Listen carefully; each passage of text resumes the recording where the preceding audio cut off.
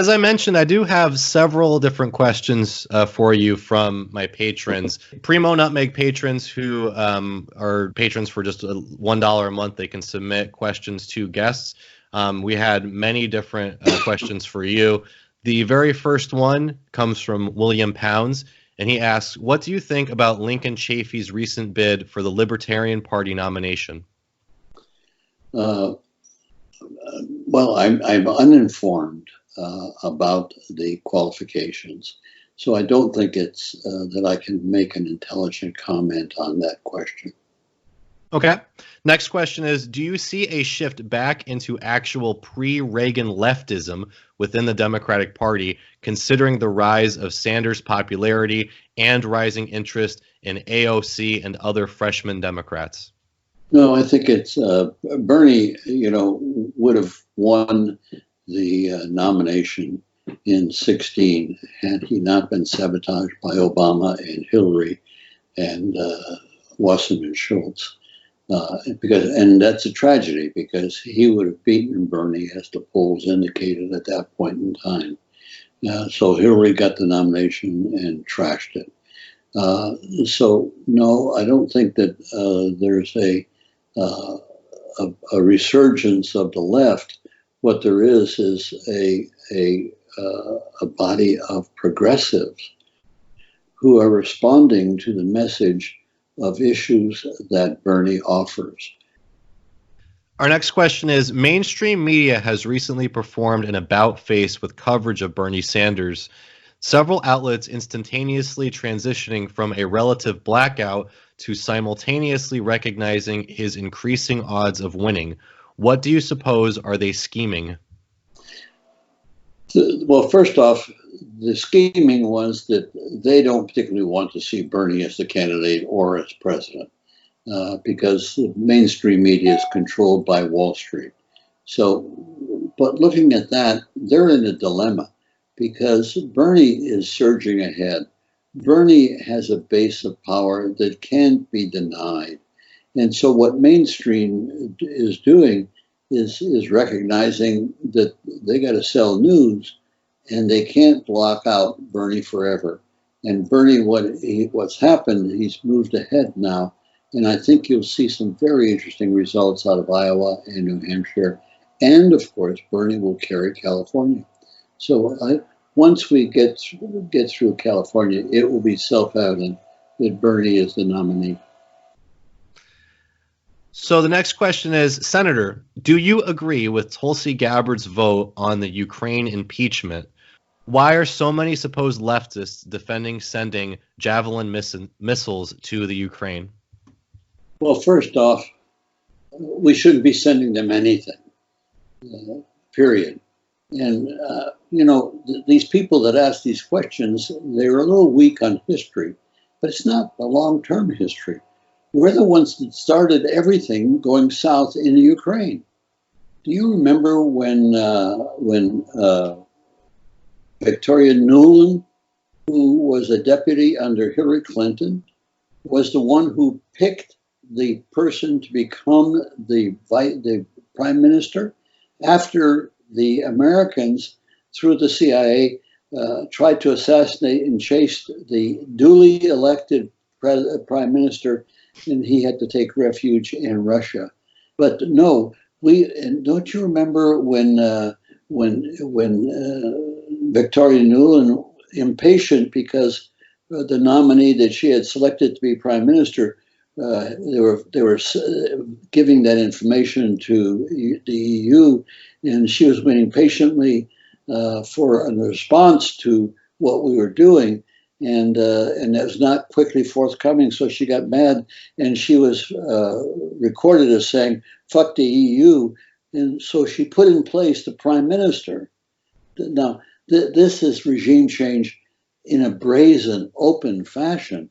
And so now when we worry about why we have difficulty with Russia, with the Ukraine right on their doorstep, when we were trying to induce the Ukraine to become a member of NATO, it's just one big mess that we created. And fortunately, we have a new president who's duly elected in Ukraine. And I think that he and Putin are going to arrive at an accommodation over the war in the eastern part of the Ukraine, the Donbass area, which are Russians who were unhappy with the Nazis who had control of the central government. And of course, we turned around and gave arms to those crazies so that they could wage war against the Donbass Russian region. And of course, it was, and then when you look at we sanctioned Russia over the Crimea. Now, we started this, and then Russia protects themselves because their most significant military base is Sevastopol, and that's in the Crimea. And so Putin took over the Crimea very peacefully with a plebiscite where 90% of the people voted to be with Russia. And here again, you forget history, that it was 50 years, less than 50 years before that, that Nikita Khrushchev put the Crimea along with the Iranians. So here again, it would stand us in good stead if we remembered some of this history, because it would caution us on our attitude of what we should do today. And that's the reason why I don't want to see the Ukraine get into a major war with Russia, because Russia will win and we won't intervene. We did the same thing in Hungary, where we induced them to have a revolution, and then we let them burn on a tree. This is so typical American foreign policy. So in regards to the first part of the question, what I think they were asking about was Tulsi Gabbard recently voted present in regards to Donald Trump's impeachment in the House of Representatives. And she received a lot of flack from that, from the corporate media, and also, from many in the Democratic Party and on the left. So what are your thoughts on her present vote and not voting either yes or no for impeachment? I think that if I were in the Senate today, I probably would vote present also.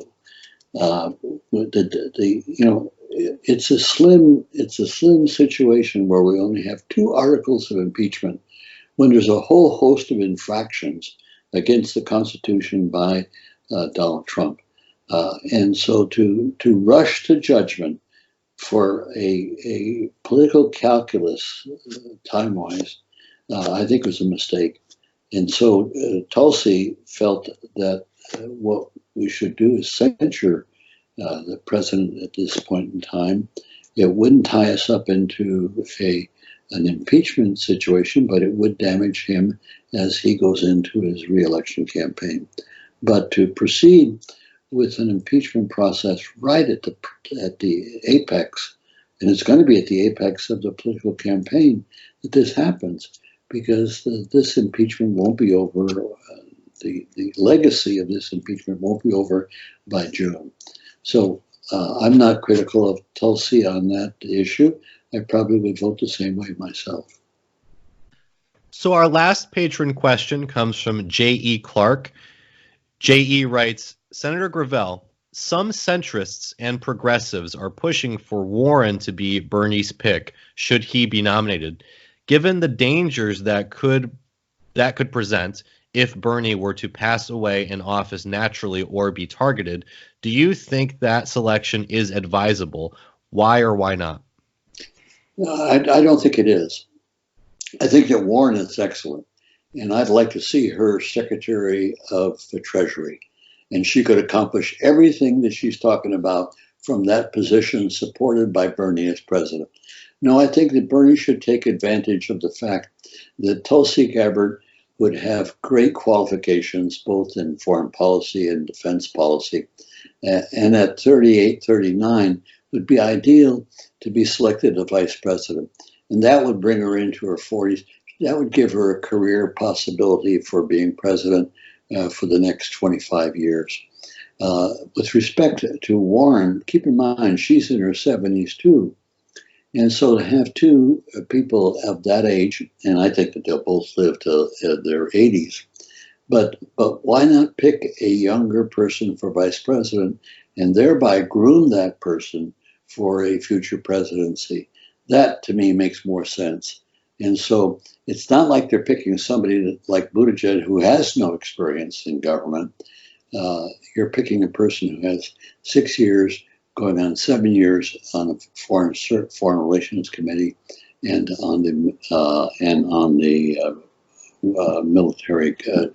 Military Defense Committee, and plus has served 2 tours in Iraq. Unlike the 6 months that Buttigieg served in Afghanistan, most of which was inside the wire and was under no threat of any danger.